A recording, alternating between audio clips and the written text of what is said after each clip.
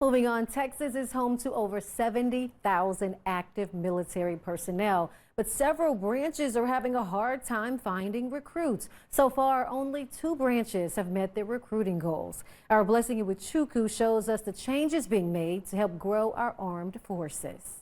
I'm here at NTAG San Antonio, the Navy Talent Acquisition Group. Now, 2023 was a pretty rough year when it came to recruitment numbers for this branch and 2 others. But with new requirement changes for recruitment, they're hopeful 2024, their luck might change. And this is what they end up looking like. Melissa Kirk has been at her side hustle for 2 years, helping business owners ditch their old way of sharing their info. In reality, you would just need one QR code though. With a new high-tech approach. That was only about 5 inches high. But her main hustle is a pretty big deal as well. She's an aircraft mechanic. Which is what I was trained to do in the Navy. I was trained to work on all the electrical systems and communication and navigation equipment. She joined the Navy in 1999. Straight out of high school. Like I took like a month off and then I was off to boot camp. Which was a year before the service started requiring a diploma or any educational certificate at all. The requirements were a little bit more stringent back then. It was unheard of then. And now that recruiting tactic is back 24 years later. I just don't know if I'm like 100%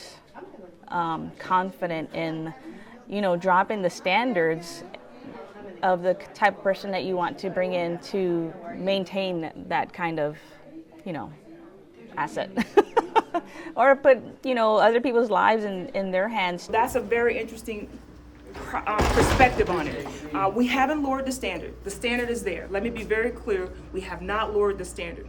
What in fact we've done is we've widened the aperture. It comes at a time when the Navy, Army, and Air Force failed to reach its recruitment goals in 2023. The U.S. Department of Defense says only 23% of Americans 17 to 24 years old qualify to join the military. Along with ditching the education requirement, the Navy applicants without a high school diploma or GED will need a minimum score of 50 on the Armed Forces Qualifications Test. For those with a diploma or GED, that score has to be 31 or higher. Commander Stacy O'Neill says that shows it's tougher for people without an education certificate to join. Carry on. All right. It's unfortunate that a lot of people equate those that did not attain a diploma or a GED to being substandard.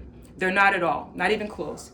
In fact, they're the hardest working people in our communities. She's hopeful these changes could lead to up to 1,500 recruits this year. You excited? You nervous? I'm a little nervous, yeah. You got this, okay?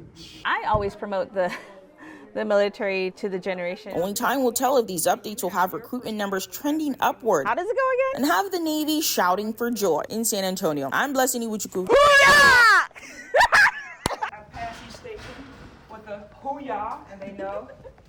Hoo-yah!